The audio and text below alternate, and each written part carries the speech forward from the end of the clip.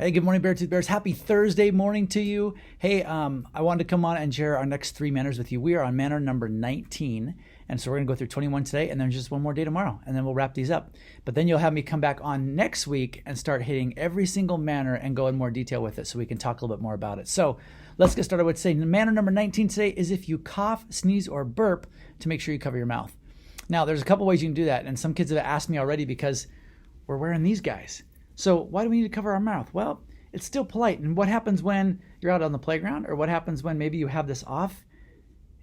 We're so used to wearing it. You got to practice it anyway, no matter what. If you're used to wearing it, if you're not used to wearing it, you always want to practice it because you never know when your reaction may not be right if you don't practice. So you still want to cover it up. So we talk about a couple different ways to do it. Number one, some people like to make a fist and just put a fist in front of their mouth. Other people like to actually open their hand, do it this way. I prefer to do it into my elbow. So you kind of go this way, and you turn away from people. As you do that, you turn away, so that way your germs aren't going towards others. So you turn away from everybody and do that into your elbow.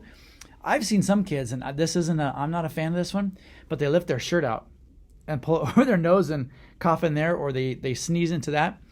To me, that just sends all your stuff right down on your. I don't like that. So I turn away, do it into my elbow, or I'll turn away and do it into my hand, whichever way you prefer to do it. But that would be a great way to handle that. Number 20 is if somebody bumps into you, you say, "Excuse me." It doesn't matter whose fault it is.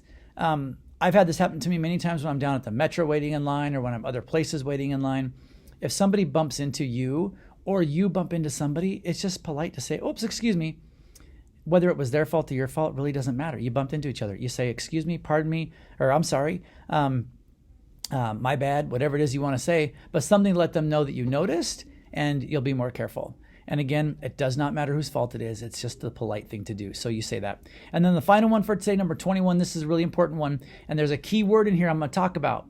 Number 21 says, if anyone is bullying you, to let your teacher know or let me know personally as a principal.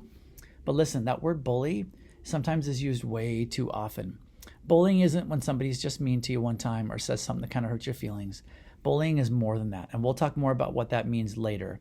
But bullying you is something that's happened for a while now. It's something that's been really bothering you. It's something that somebody does to you consistently, not just one time. They didn't just hurt your feelings today and say something, or they didn't, not let you play on a game one day. It's something more than that. So we'll talk more about that.